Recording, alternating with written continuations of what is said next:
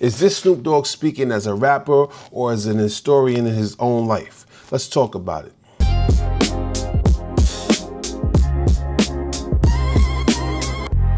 What's going on, y'all? It's your man Lighthouse, and you're now tuned into another episode of Everything for Everybody. And today we'll be discussing Snoop Dogg's Till Midnight. What arrives here is less of a conventional album than a curated declaration of position.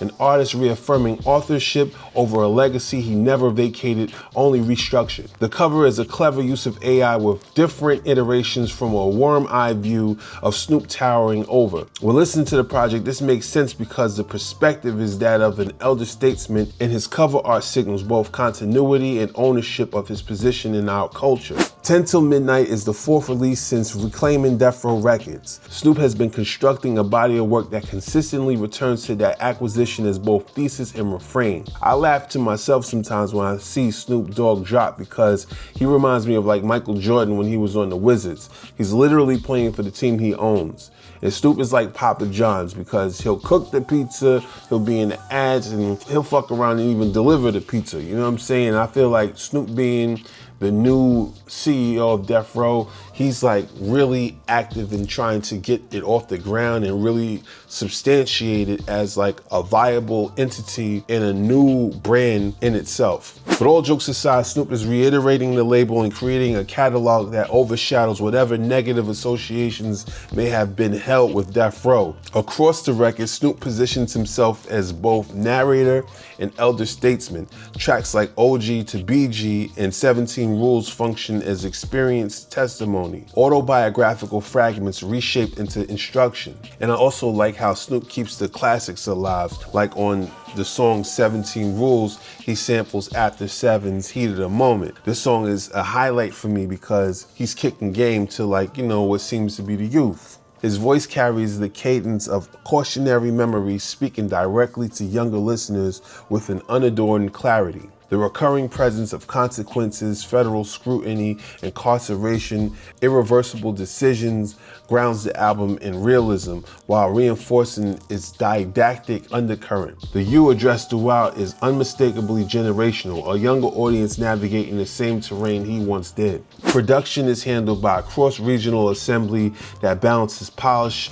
with regional fidelity. Pharrell Williams provides a refined rhythmic glide on the song Lied to You, which I'm not gonna front, it's not my favorite. I'm not really feeling this song, but you know, I get it. And you know, Pharrell and Snoop Dogg have an incredible album, Bush. I think that was dope. And it sounds like a song that would have been on that album, but it just got left off, you know what I'm saying? But I mean, I wasn't really feeling this one, you know what I'm saying? But just to be honest, Swiss Beats flips Cameo's Candy for the song Step, in which injects a kinetic familiarity through vocal ad-libs that recall an earlier era of maximalist energy. Knotts contributes grounded percussive arrangements that anchor the album in a deliberate, unhurried groove on the song Stop Counting My Pockets, and Superfly reinforces the project's narrative axis with bass-driven minimalism. These contributions form a somewhat cohesive sonic framework that allows Snoop's voice to remain central, unforced, and declarative. Knotts' return on Long Beach emerges as a geographic meditation, tracing Snoop's formative landscape with documentary precision, delivered in a near-spoken cadence. It reads like an oral archive mapping schools, parks, and streets. The effect is less performative than testimonial, anchoring geographical identity firmly within place in memory. But not every moment maintains that level of narrative sharpness. Certain tracks drift into familiar patterns of self-affirmation without the same lyrical density, functioning more as connective tissue than focal points. Yet these moments do not destabilize the project.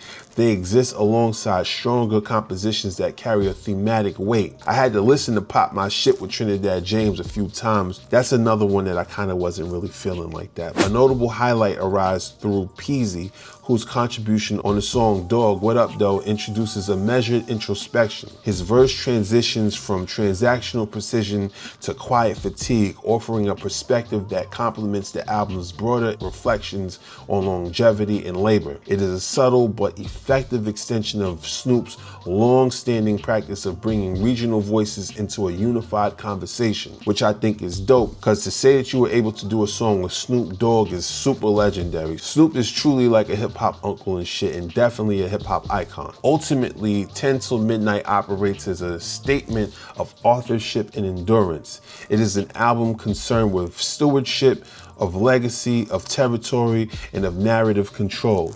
Snoop does not chase reinvention here. He refines his presence while articulating a position that is both reflective and firmly established.